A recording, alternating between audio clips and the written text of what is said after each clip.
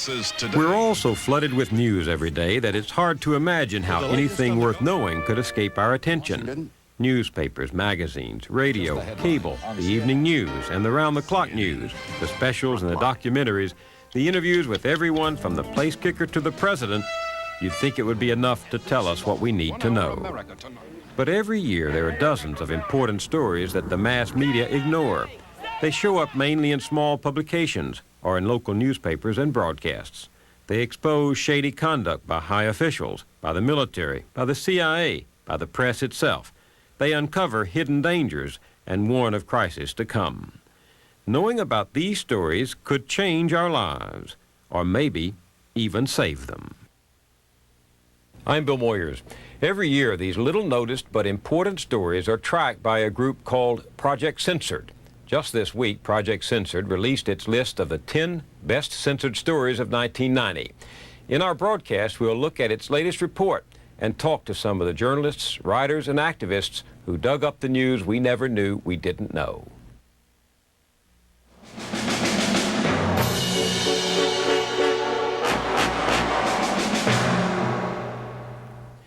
There's no committee of bureaucrats armed with blue pencils who pass judgment on the news we see and read every day. Overt censorship is rare in America, at least in peacetime. But a subtle form of censorship takes over when significant stories are buried or ignored by the mainstream press. There are many reasons for this neglect. Editors think some issues are just too dull to sustain public interest, or will offend the high and mighty, or require too much money, time, and space to explain. Project Censored calls attention to these stories in the hope of critiquing media performance and providing readers and viewers with information we need to make decisions as citizens. The project is based at Sonoma State University in Northern California. There, the founder has set up an exhaustive process for seeking out, researching, and publicizing these stories. Originally, when I started the project 15 years ago, we had to search the stories out ourselves, but now we get nominations from across the country, from librarians, from journalists, from educators, general public, who send us the stories. And this last year, the best censored of 1990, we got over 600 nominations. Communications professor Carl Jensen directs Project Censored. We have a class of students at Sonoma State University, advanced students in communication studies, who go through the stories. We have a set of criteria that we look at. We winnow those 600 down to 25, which is a difficult process, as you can imagine. And based on such things as how important is the story, how well documented is the story, how reliable is the source, how much media coverage did the story get. We take those 25, we write up a one-page synopsis, and we send it out to a panel of judges across the country who are media experts of one sort or another, who then select the top 10.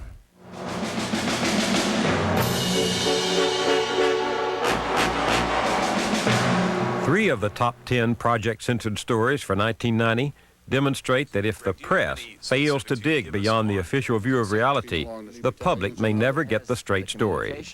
First, the emergency anti-crime bill introduced in both houses of Congress last year. It proposed measures so restrictive and severe as to sweep aside the guarantees of the Bill of Rights. But virtually no one in the press tracked the progress and eventual defeat of this bill except the weekly Spotlight. Colonel North, please rise. Second, the Iran-Contra role of George Bush, the man who is now our president. He says he has fully explained that he was out of the loop. I did not think it was arms for hostages. After all the facts were in and all the disclosures made and all the revelations about the individuals involved known to me, I say, hey, this was wrong. Most of the press went along with that story. Only a handful of publications have pointed out that Oliver North's notebooks placed George Bush, then vice president, at a number of the meetings where the secret plans were hammered out. Good morning, Panama. Third is the question of what really happened in Panama during the American invasion in 1989. Most of the press bought the official propaganda that it was a clean and triumphant operation with minimal casualties.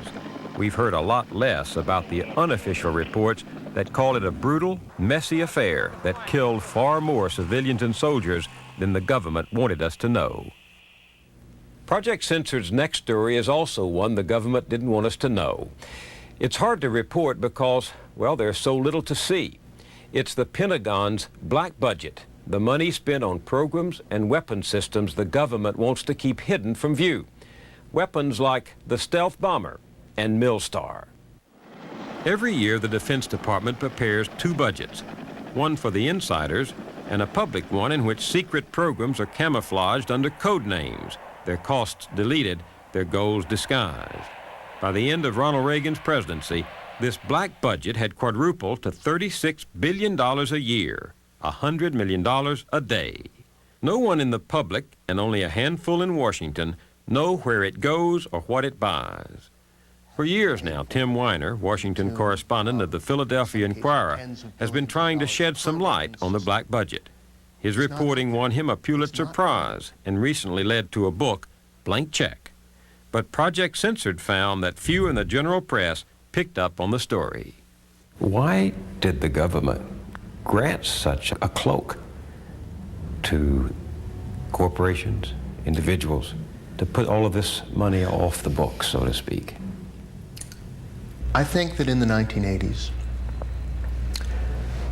under President Reagan, there was a kind of a synergy, a coming together of several phenomena.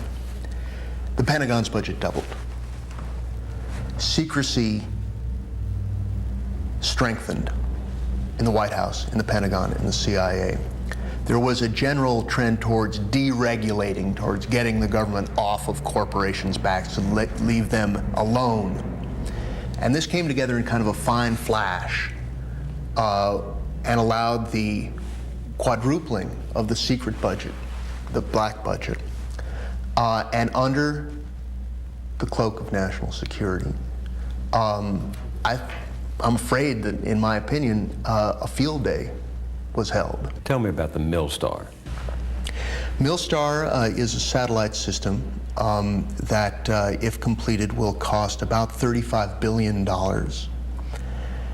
It is designed to run a 6-month nuclear war against the Soviet Union. The concept is that after Washington is destroyed, after the Pentagon is reduced to smoking, radiating ruins, after our government is in effect decapitated, the Millstar, which is to be a system of 6 to 8 satellites and thousands of ground terminals, will weave together what remains of our strategic nuclear forces so that they can keep on fighting, keep on broadcasting the launch orders, not for days or weeks after World War III begins, but for 6 months. So that President Bush, or if he's not around, Vice President Quayle, could continue to direct a nuclear attack on the Soviet Union? Or whoever survives. It might be a one-star brigadier general cruising down the highway in a lead-lined truck. And what does Millstar cost? If completed, $35 to $40 billion. And it's in construction now, or in? It's running into some problems. The estimated cost of it has doubled in recent years. In the only public report ever to mention Millstar, last July, the Senate Armed Services Committee called it an unjustified and over-designed, which I think is a nice piece of understatement, technology. But it continues to roll on, costing about $1 billion a year for R&D. How did the stealth bomber develop? The stealth bomber was designed to nuke the Kremlin, nuke the leaders of the Soviet Union, and hunt down and nuke mobile missiles, a task that we have seen as very difficult, after the first day of World War III. The stealth bomber has proven an probably unworkable system. We are $28 billion down the road on this program. We have one plane that has gone through about 70 hours of testing. Its mission, it would seem, is kind of obsolescent. How did the Pentagon get away for so long resisting congressional scrutiny on the stealth bomber? They put out phony cost figures for a start. They lied? Perhaps they were overly optimistic. They brought select congressmen over to Nevada and California for dog and pony shows. They concealed test results. And they so limited debate. There was no public debate on the stealth bomber until it was a fait accompli. When the truth came oozing out, as it tends to from time to time, we found that what we were buying was not a plane for $280 million a pop, but a plane for $850 million a pop. The plane was untested, and the plane remains largely untested. But by the time public debate was permitted 2 years ago, it was too late. There are usually two stages in a Pentagon program, a major weapons program. And the two stages are too early to tell and too late to stop. And when secrecy further clouds the development of a weapon, you simply don't know, and I don't believe the Congress knew what it was buying. But can you develop these projects without secrecy? I don't think that I'm arguing that high-tech designs or state-of-the-art engineering concepts should be revealed, but the costs of weaponry, the cost, that is information that properly belongs to the public. And I think there's always a tug of war between secrecy and democracy in our country. I think that we've erred on the side of secrecy when we bury this kind of spending away. Did you find that secrecy, a hidden budget, actually increased the possibilities for profiteering and fraud? Oh yeah. For example, the Northrop Corporation, which is the prime contractor on the stealth bomber, is a fairly recently convicted corporate felon, convicted for lying to the Pentagon about test results on other weapon systems. The company is currently under 11 separate criminal investigations. Yet, it's been impossible to audit their work on the B-2, on the stealth bomber, because it's too secret. How did you take on this story? How did you come to spend so much time writing about the black budget when you were working for a daily newspaper, the Philadelphia Inquirer? Well, the Philadelphia Inquirer, under the leadership of Gene Roberts, who sadly just left the paper after 18 years, was a paper, and I hope still is a paper, that attacks difficult, complex, strange stories, and digs and digs and digs and tries to make the complex understandable. And when I came to Gene in April of 1986, now almost 5 years ago, and said, look, this is a problem. This is a big public policy problem. We've got a secret Pentagon budget that is growing very fast. People in Congress say they don't know anything about it, and we ought to try to explain what it is and what's going on. And he's a good old boy from North Carolina. He sort of scratched his belly and looked at the ceiling and said, that sounds really interesting. And I had the freedom and the time to attack it. How long did it take you? The initial series of stories, 7 months. I went down to Washington with the idea initially of getting behind the story of some of the procurement horror tales that were coming out, the $900 hammers and the $6,000 wing nuts and so forth. There was something going wrong in Washington that spring. There was a sense of something burning. I sat in hearing rooms and listened to Air Force generals refuse to answer the most basic questions about the cost of the stealth bomber, for example. I went to the Pentagon and I picked up their budget and the briefing books that underlay that explained it, about a 4-foot-high stack of documents, and started going through it. And there were blank spaces where costs should have been. There were code words where program descriptions should have been. And combined with the sort of atmospherics of secrecy and deception that were going on at the time, it sort of fused in my head, and I came back and told Gene Roberts, my editor, that there was something here to pursue. Sounds like your motive was as much political as journalistic? Journalism, ideally, is kind of a marriage of politics and poetry. You are obliged to dig for facts in the political theater whether it be economics, whether it be the law, whether it be social policy. It's all politics.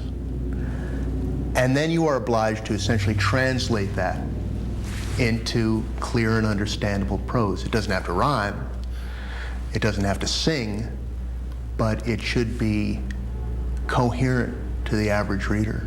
You saw it as a good story, and Gene Roberts said, yeah, tell it. And that's what it's all about.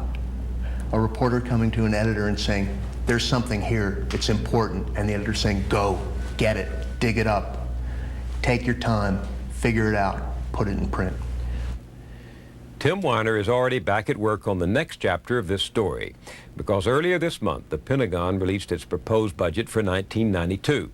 Although the total sum is smaller, the Pentagon is still requesting $34 billion for weapons and programs no one will talk about. The biggest single item in the entire budget is $5.4 billion for selected activities. What activities and who selects them? The Pentagon isn't saying.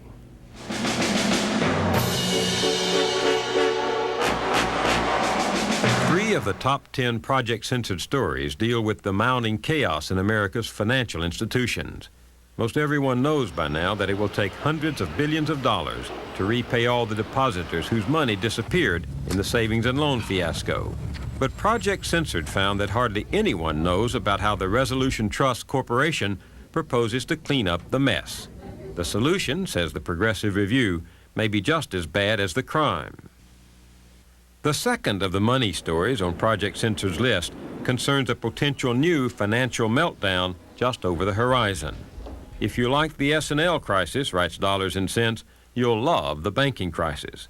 The nation's banks, it says, are facing the same problems, the same economic conditions, and the same accounting gimmicks that brought down the S&Ls.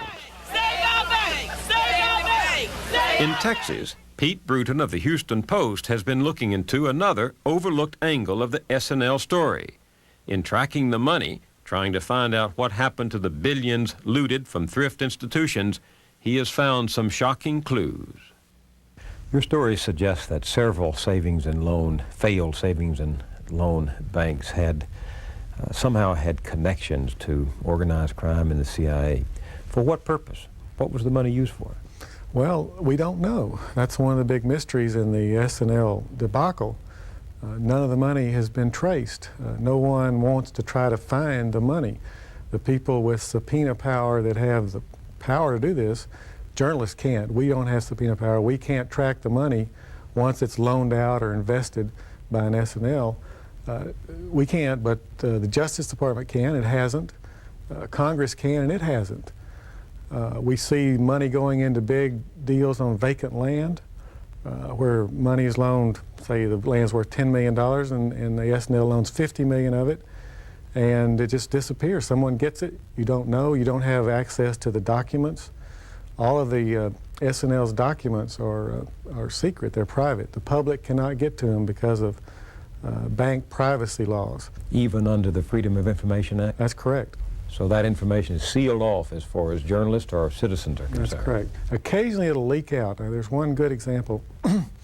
Adnan Khashoggi, everybody's familiar with him, a Saudi Arabian arms dealer and middleman, sold a piece of vacant land in Houston, Texas, to Mainland Savings, which was a savings and loan in Houston, for $68 million. Mainland put up $22 million, and Lamar Savings in Austin put up $46 million. The property itself was probably worth less than $30 million. At the time that the federal government sold it, after Mainland failed, they got $14 million for it. The taxpayers ended up eating $54 million. This deal was closed on August the 1st, 1985. Khashoggi made $12 million in profit.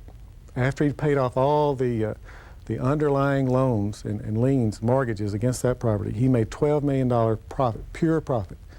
He also got a $5 million letter of credit from Mainland, August 1st, 1985. Within a week, he sends instructions to one of his banks in Monaco to begin transferring money to banks in Switzerland to start the first secret arms for hostages deal with Iran, where he ended up paying Ghobannafar $5 million. which exactly coincides with this amount of the letter of credit that Mainland gave him. Now, that's as far as we've tracked it.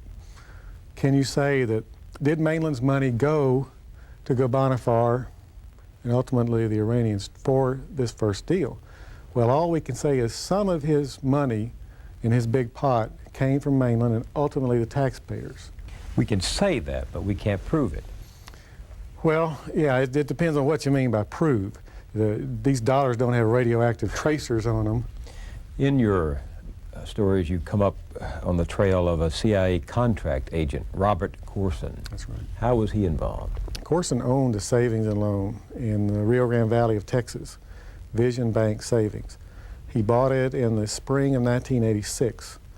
At the time, he was sort of a small developer in Houston, and he got a loan from M Bank in Houston, a very big bank, and purchased this S&L and proceeded to run it into the ground in about 3 months.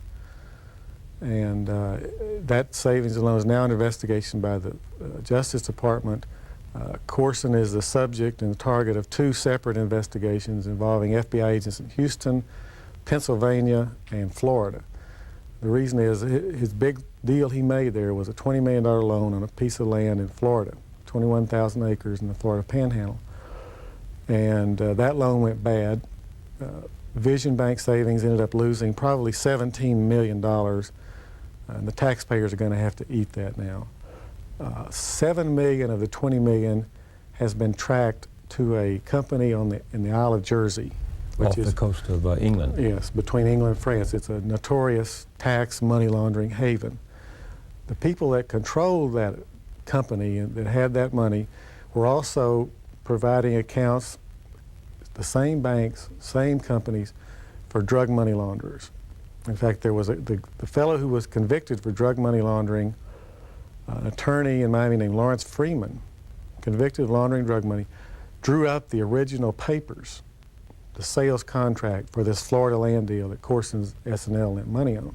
But what had Corson done for the CIA? He was just a mule for the CIA. He took cash from primarily Las Vegas casinos, it was mafia money, and took it offshore to Panama and the Cayman Islands for the CIA to use in their foreign activities. He just physically carried the cash on a plane. And then he shows up in the S&L business. Yes. And in fact, when he got his S&L, it was a record approval. It went through the feds in the state in record time, I'm told. How did the mob enter the picture? Well, when we first found the mob in the form of deposit brokers out of New York City who were brokering large deposits into savings and loans and banks all over the country.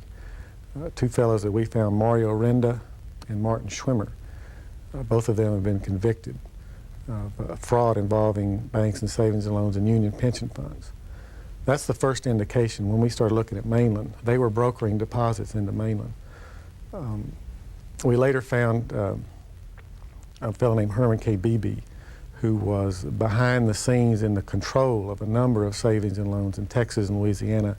He was a mafia associate of the New Orleans family, and he went to jail for a while. What was Beebe's connection to the CIA? That's a good question. We've had indications that he is connected to the intelligence community. The one story we've done regarded a bank in Washington, D.C., Palmer National Bank. Palmer National Bank was started by a fellow named Stephen Halper and Harvey McLean. McLean was a Louisiana businessman. The money to actually start the bank came from Herman K. Beebe's bank, Bossier Bank and Trust.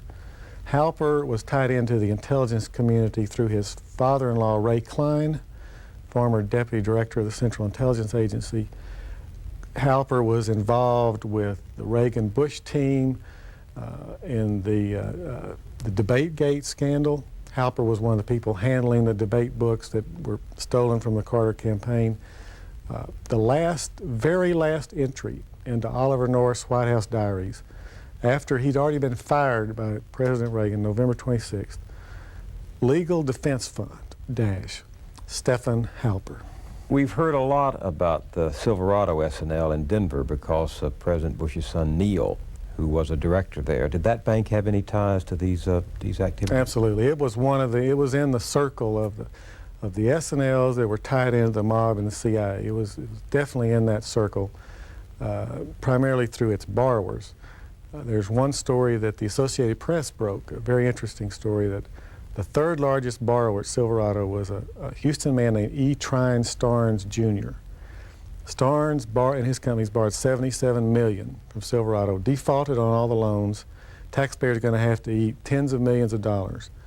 Starnes was one of the largest donors to the Contras, on record, according to records of the National Security Archive, through Spitz Channel's National Endowment for the Preservation of Liberty, which had its bank accounts at Palmer National Bank. Starnes also borrowed money from a number of S&Ls in Texas that Herman K. Beebe bankrolled. What's been the reaction of the administration to all of this? Well, I think they want it to go away. I mean, you think that, but have you felt any pressure, heard any urgings, heard any footsteps? No, they won't give me that pleasure of knowing that you've gotten that close to them. You don't hear anything. They're just down a foxhole. So this is pretty hot stuff, CIA involvement, the mob. Don't you think that if the evidence were convincing, the national press, the Washington Post, the New York Times, the Wall Street Journal, would have pounced on this story? I don't know. The CIA is taking it on is like taking on a big prickly pear, cactus. You know, it's just, it's dangerous, it's hard. The documents are not available. There's no smoking gun yet in the form of a document that says, yes, this money went to one of our activities. You know, it's not easy. If it's been easy, they would have already done it. It took us a year to even start writing the stories. I think if there was some official action, they might have done something. But so far, there have been no officials that want to do anything. The mainstream press often takes its lead from, I mean, something isn't news until the government acts on it or reacts to it. Yeah, it was interesting to note that the Washington Post and the New York Times never ran any stories with the facts that we had uncovered. But yet when the House Intelligence Committee comes out with a 2-page letter full of holes, full of omissions and inaccuracies, saying we couldn't find anything, then they write that story and put our, Houston Post said this, but the House Intelligence Committee said there wasn't anything to it. Some journalists have rejected your thesis outright. Well, I haven't talked to any that have. I mean, I don't know what they're basing it on, whether they've read all our stuff or not. Well, they say that your stories are poorly sourced, that they're vague, they're unconvincing. They say that you allege ties you cannot prove, and that there is, as you yourself acknowledge, no smoking gun. Granted, we based our stories on some sources. I believe they're quite credible. You can't write a story about the CIA that's not based on sources. You cannot write a story about the CIA that's based on documents. They're not available. And there are only 2 or 3 reporters in this country that have done investigative reporting on the CIA. Most papers just don't touch it. You can count them on one hand. I don't hear those people criticizing the stories. It's a body. It's a body of evidence. It builds up. You've got to read it really all together. You can take any story in one paragraph. You can criticize it. That's not sufficient evidence. But if you look at the whole thing as a body, the totality of the circumstantial evidence, I think it's quite persuasive. Have you reached a personal judgment? I'm not quite ready to say anything yet. I think that the jury's still out. I think that if we ever track this money, it's going to be even more fantastic and incredible than we can imagine as to what this money was used for that was taken offshore and controlled by these CIA people. Carl Jensen told me that Project Censored had turned his students into skeptics. Has this made you a cynic? I think I probably was born one, so. What, good West Texas boy? Yes. I'm cynical, but that doesn't mean we don't try to figure out what happened. I mean, even if we know that the system's not going to change, that people are going to go on lying, cheating, and stealing, that doesn't mean we shouldn't try to figure out what happened, if not for our own edification. If you were finishing your stories and writing that huge overall piece that you'd like to do about this, what would the lead be? Crime pays.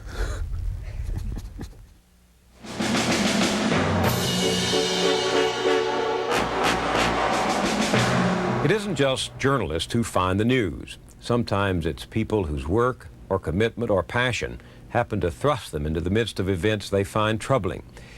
That was the case with the next two of Project Censored's top 10 stories. Start and liftoff. Americans return to space as Discovery clears the tower. One of the stories on Project Censored's list was unearthed by scientists in the Soviet Union and the United States. They claim that the NASA shuttle program is destroying the ozone layer that protects the Earth from deadly ultraviolet light.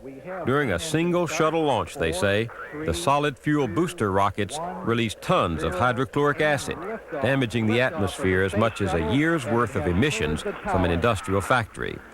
One Soviet rocket scientist has called for international controls, including a total ban on the use of solid fuels. To find out more, I talked to Dr. Helen Caldecott, a longtime leader of Physicians for Social Responsibility. She turned from pediatrics to activism on behalf of what she calls the ultimate form of preventive medicine. I reached her via satellite from her home base in Australia.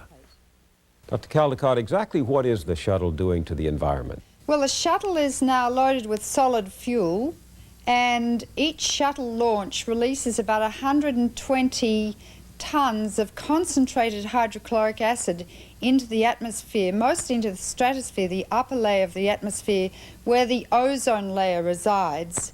And chlorine is the atom that destroys ozone molecules. It's the same stuff that comes out of the spray cans. So it's predicted that if the shuttle launches continue as planned, within 10 years, they could have destroyed about 10% of the ozone layer. And what will be the consequence of that if, in fact, it is so? Well, the consequences are this. For each 1% destruction of the ozone layer, there's a 6% increase in skin cancer.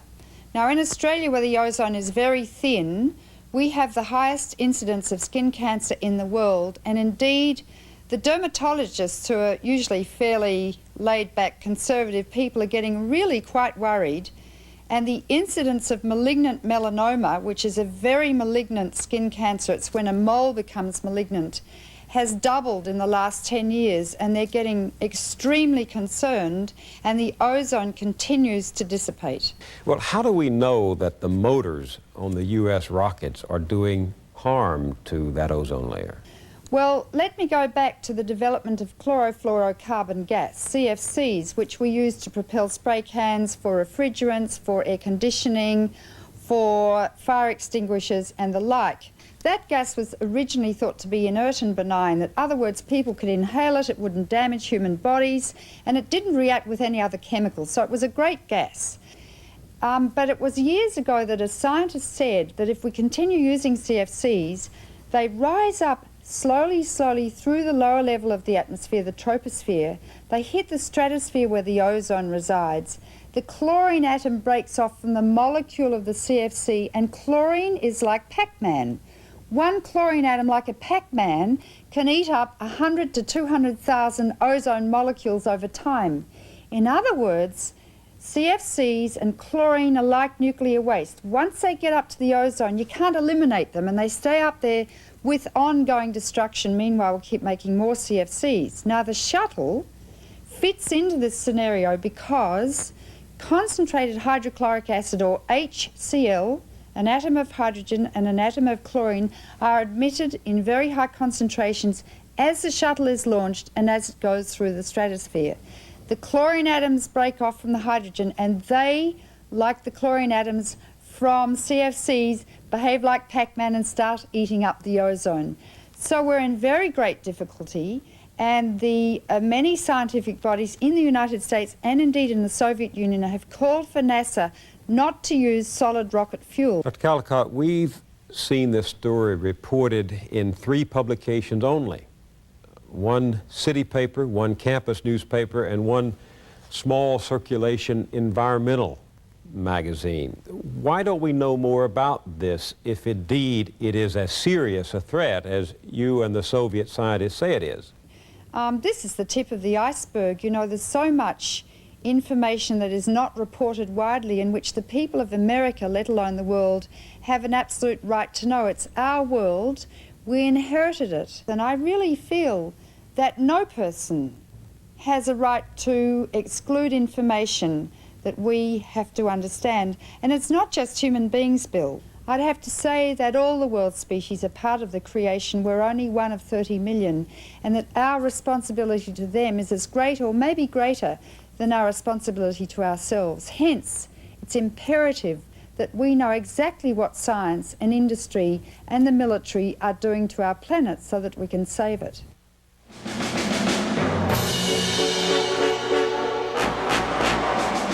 The scourge of drugs must be stopped, and I am asking tonight for an increase of almost $1 billion in budget outlays to escalate the war against drugs. Listen to the generals in the war on drugs, and you'll find it easy to think we're winning. President Bush, his drug czars, and the Drug Enforcement Administration all tell us they're making great headway in the campaign to cut off supplies at the source. But some foot soldiers in the drug war tell a very different story. One who broke his silence is longtime undercover DEA agent Michael Levine. The war on drugs is a fraud, he says, sabotaged by infighting, incompetence, and subterfuge. Its real successes have little to do with drugs and everything to do with political advantage. Project Censored found that the drug war generals have all but ignored this reality. While Levine's new book, Deep Cover, has made the bestseller list, not a single high-level official will come on television to discuss his charges with him. Don't you believe, I mean, I know I believe that the president, William Bennett, wanted to win the drug war, wanted to stop drugs coming into this country? You know, I'm an old-time I spent 25 years working undercover and learning the fine art of manipulating and watching people and making judgments that can mean your life. And I taught undercovers, and I've always learned to judge people only by what they do, not by what they say, and by the actions, by their actions. They haven't shown me anything other than the most cynical drug war you could imagine, where they know drugs are being used for funding of covert operations, for political reasons, for everything you can imagine to win elections. But the reality of a drug war, they know it doesn't work. In the words of the man who was running Operation Snowcap, the main wedge right now in our South American drug war, we know it doesn't work. What is Operation Snowcap? It's a paramilitary operation. You've got trying to cut it off at the source? Trying to cut cocaine off at the source in South America. It's a complete bust, a total failure. Why? Well, first of all, the cocaine economy, as all the Andean nations know, feeds much too many campesinos. They live off of it. They live off the income from it. And they're not drug barons. You're talking about hundreds of thousands, maybe millions of people who in one way or another in that area of the world feed families of 4, 5, and 6 kids from the proceeds of cocaine, from the proceeds of our hunger for cocaine. And they're not drug barons. These are people who barely scrape by. Without the coca leaf, they're starving. So that's one reason it's not working. Too many people are making a living from it at the lowest level of society. Well, if you were the president of each of these countries, you know you can't truly be against cocaine because you're against feeding your people. So to get as much aid from America as you can, what do? You go as far as you can to convince the American people that there is a drug war going on. The whole thing is sort of ridiculous because DEA themselves know that most of these police are corrupt, that the operations are sold out before they even take off. It's an operation in futility. What about Noriega? The invasion of Panama was allegedly mounted to put a stop to Manuel Noriega's own drug trafficking.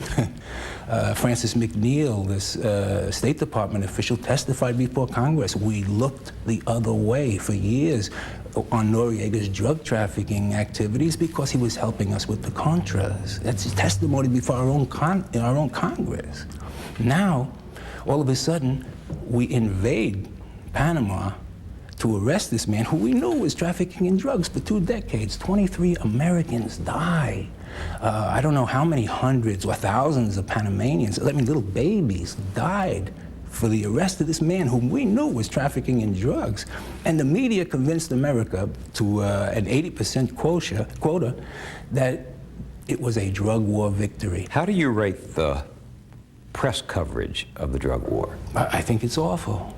I think there's a quid pro quo between a lot of journalists and the drug war mechanism, in that they have to be friendly if they want access. Now, that's the only thing that would explain why, I'll give you a great example. Colombia goes to war, allegedly, against the drug dealers. And now we've been told that there's a real drug war. This is this mechanized drug war. So the first move on our part is we send $65 million worth of military equipment to Colombia to fight this drug war. The Colombians turn around and say, we'll take it as a symbolic act, but this is not this kind of a war. All of this equipment is useless. Now that was only one little story. If the media was responsible, they would follow up and find out, what do you mean this is not a militarized? Why isn't this equipment? America has been led to believe that we need armaments down there. We need heavy machinery. We need weapons. We've already invaded Panama. The New York Times made an announcement that revealed plans for the virtual invasion of South America under the drug war banner. Now we have a country that's at the helm allegedly fighting these drug barons, and they're telling us, no, it's not that kind of war. But yet America is ready to go to war with, quote unquote, that kind of war. Why? Because of the media. What's the drug war costing? Oh, God. I think our budget last year was $10 billion. The federal budget, 70%, $9 billion, 70% of which went to this total waste, which if you add it up over the last 20 and 30 years, we've spent, I don't know how many countless billions of dollars that's been a total waste. How do you measure total waste? Drug trafficking's never been as bad as it is. So obviously nothing that we've been doing for the last 30 years has had any effect whatsoever. So why are we still going in the same direction? Are you in favor of decriminalizing drugs? No, absolutely not. I'm in favor of doing what Japan and China did, focusing all their resources on the user. And you don't have to change a comma in the Constitution. A form of mandatory rehabilitation. You give drug users what they've been clamoring for. Rehabilitation on demand, treatment on demand. The only thing is, it's the demand of society. We, as a society, demand that you, as a drug user, get into rehabilitation, and if you're off rehabilitation, we're going to check you constantly. And if you're back on, you're going back into a hospital. Now, how do you do that without violating anyone's rights? Over 2 million arrests are made every year in the U.S., felony arrests. Drug tests show that they're under the influence or they have drugs in their system. You give them, 2 million with drugs. With drugs. You give them the choice at the time of their arrest. Do you want to face the judicial system, or do you want to go into rehabilitation? Sign up for lifetime rehabilitation. That's expensive. Not anymore. In any way you measure it. Look, the figure I heard is that the average hardcore drug user is arrested 10 or 12 times before he does any time. He has to commit $500,000 a year in crimes. Now, if you add to that the court costs, all of our society's good intentions, all the people working with our society's good intentions that are being paid out of tax dollars to try and straighten out this individual totally fruitlessly, what you come out with has got to be an astronomical figure each year that each one of these people costs us while they're on the street. Insurance, my God, it doesn't take much of an imagination. It would be cheaper for us to put these guys in a Holiday Inn for a year. We'll make it a Motel 6. We'll save a little money, but it'll be cheaper for our society and give them all the care in the world.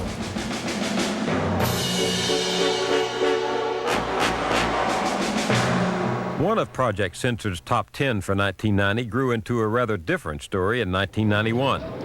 Now that the Persian Gulf War has begun, Many journalists are protesting that military censorship is making it impossible for them to do their jobs responsibly.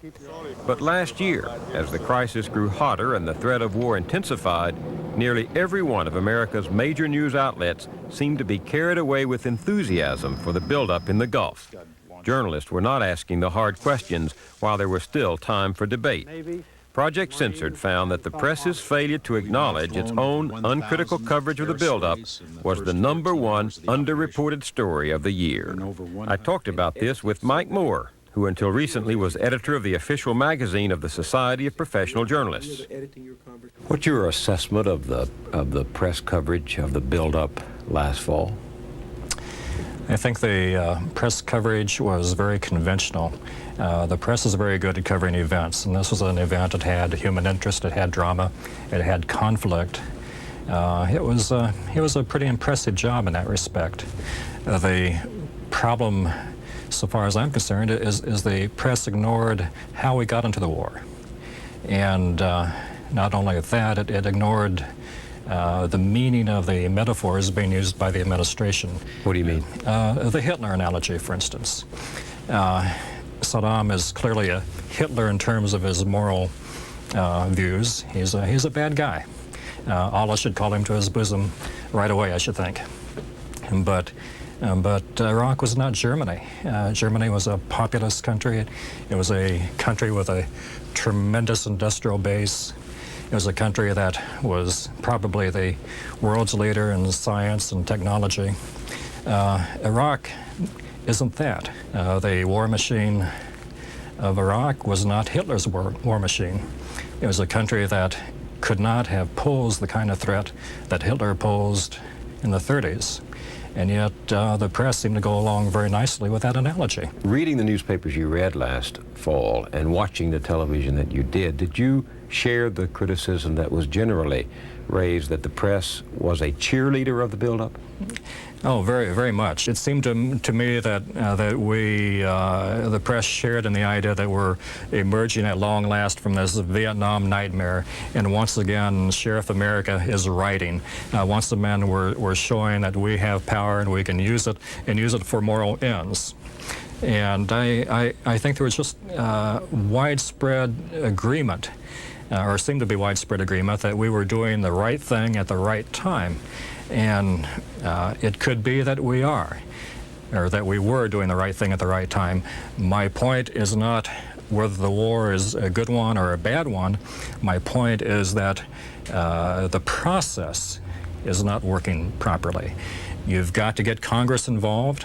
You've got to get the American people involved in a decision like this. And if Congress refuses to get involved, as it did before the November elections, then it's up to the press, I think, to prod it a little bit and to write about the kinds of issues that Congress is not raising. It seems to me that the media have been caught between charges that we have been warmongers with the president or pawns for Saddam Hussein. Does that say more about the press or more about the public?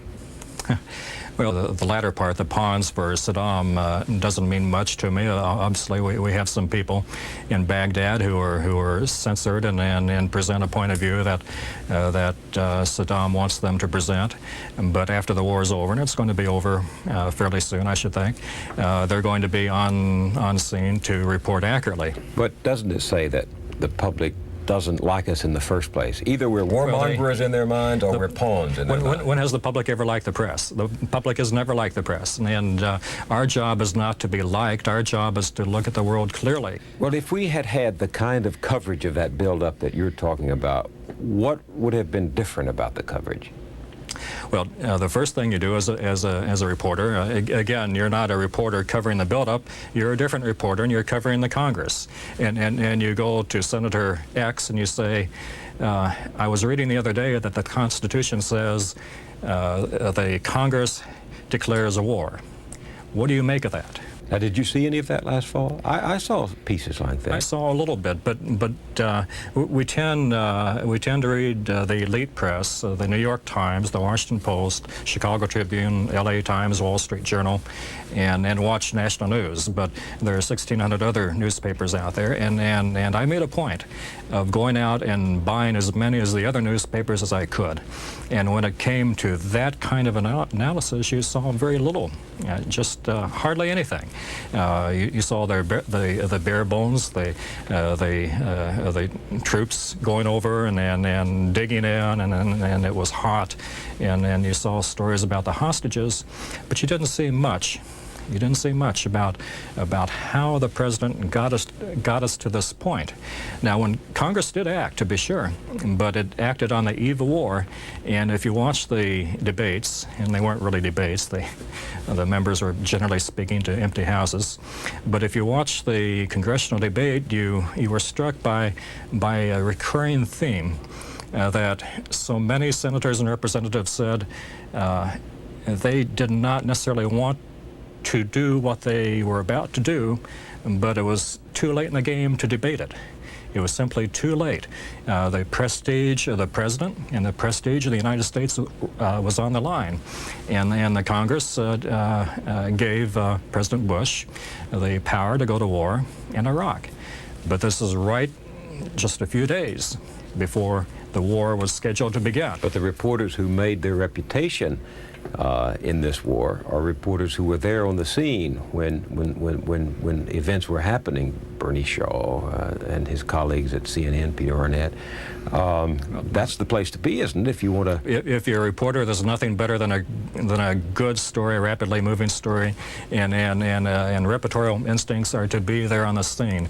And it's a little bit like being in the Army. If you want to advance in the Army, you want to be in the thick of battle. You want to demonstrate that you can handle your troops, and you're going to move up. But there must be reporters, there must be writers who are doing the other kind of story. Let's say there are, Mike. Do you think that the American people want to read lengthy analyses or watch in-depth reports over their morning oatmeal? No, in general. But if you can reach 2 or 3 or 4 or 5 out of 100 with a good, thoughtful essay, you're doing something, and you're raising issues, and you're raising issues that Congress cannot ignore. And part of our job is not to be another branch of government. Our job is to confront issues squarely, and not to buy into slogans. And we were too ready to buy into slogans back in the early days, and we're still doing it. Aren't you really talking about the failure of our political culture as opposed to the particular failure of journalism? No, I'm talking about the failure of both. Journalism, reporters and editors like to portray themselves as watchdogs of the government and on behalf of the American people. If you're going to portray yourself as a watchdog, you've got to bark once in a while. You've got to bark before the savings and loans get into terrible jeopardy. You've got to bark before we've got 400,000 or 500,000 troops in the Mideast. We're not doing much barking. We're too often lapdogs. We too often take government handouts. We too often accept government analogies and metaphors in a very uncritical way. We've got to be more critical. That's part of our job.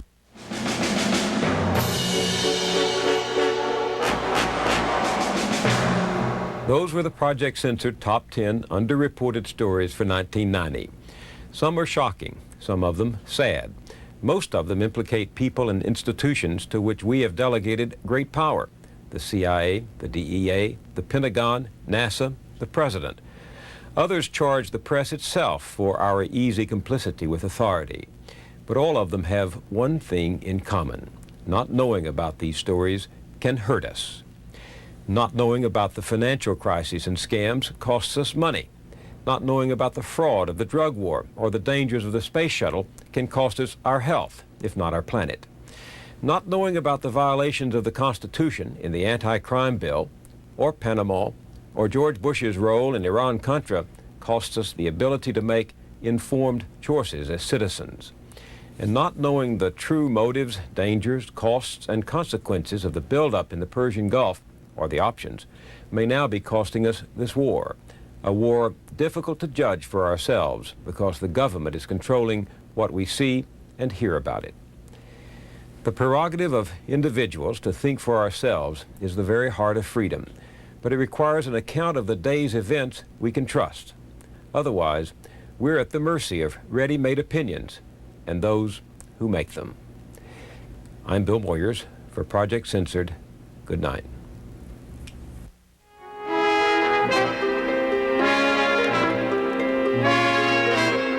Why are dropout, unemployment, and crime rates so disproportionately high in the African American community?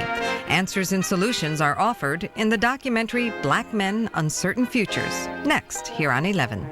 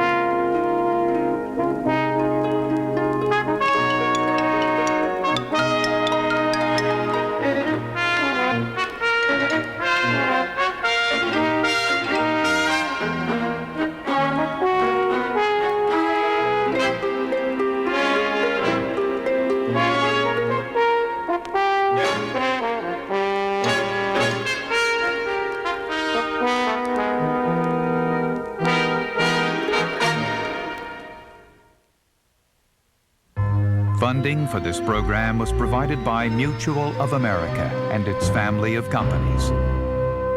The John D. and Catherine T. MacArthur Foundation, a catalyst for change. The Corporation for Public Broadcasting, and by viewers like you.